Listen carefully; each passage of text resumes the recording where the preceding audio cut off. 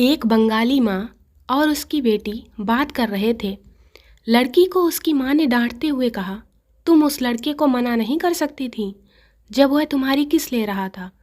लड़की बड़ी मासूमियत से अपनी माँ से बोली, माँ, आप तो जानती हैं कि मुझे बंगाली भाषा नहीं आती है, फिर मैं उसे कैसे डांटती।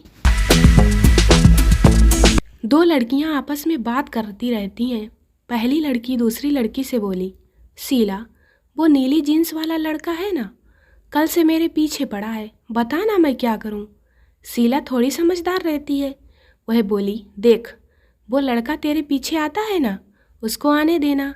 जब वह ज़्यादा नज़दीक आ जाए तो निकालना चप्पल और सट से मार देना उसके मुंह पर।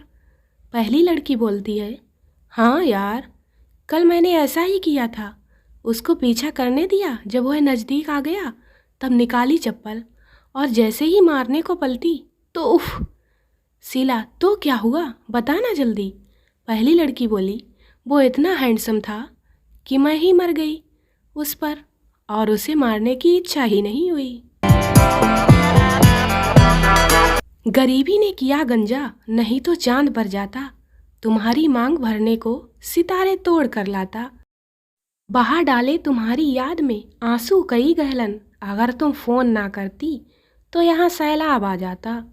तुम्हारे नाम की चिट्ठियाँ तुम्हारे बाप ने खोलीं, उसे उर्दू अगर आती तो वो कच्चा चबा जाता।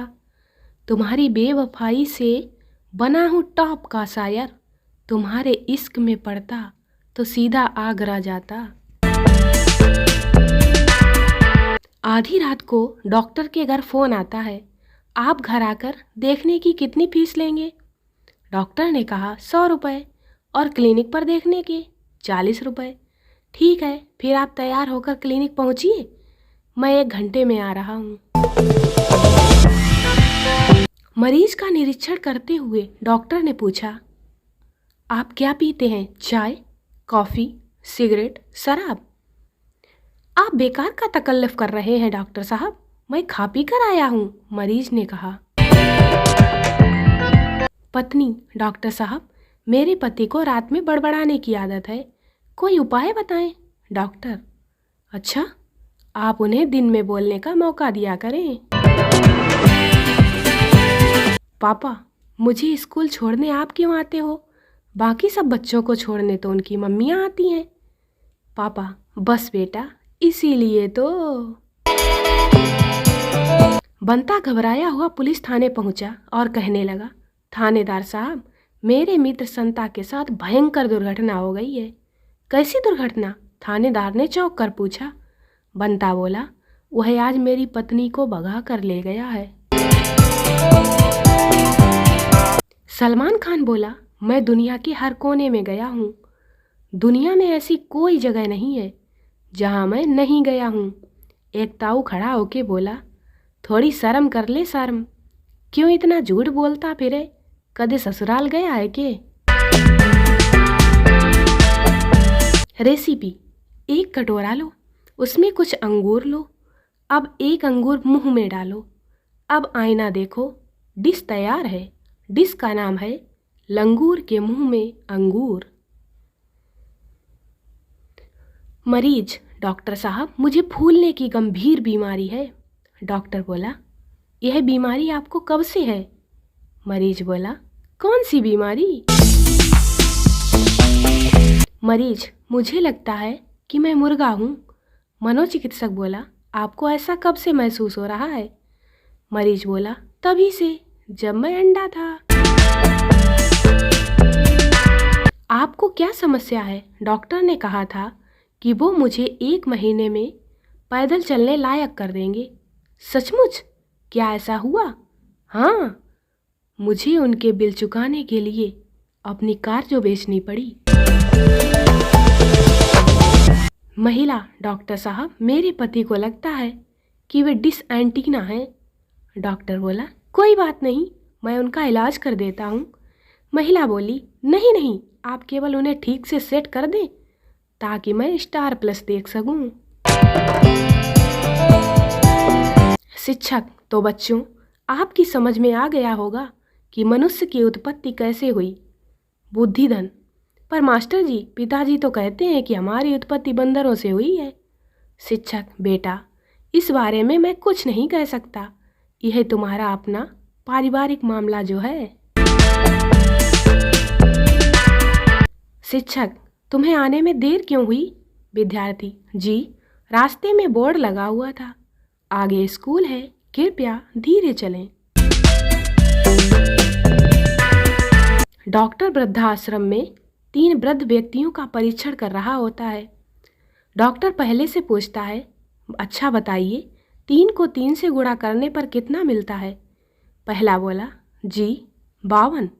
डॉक्टर ने दूसरे से पूछा, अच्छा आप बताइए, 3 को 3 से गुणा करने पर कितना मिलता है?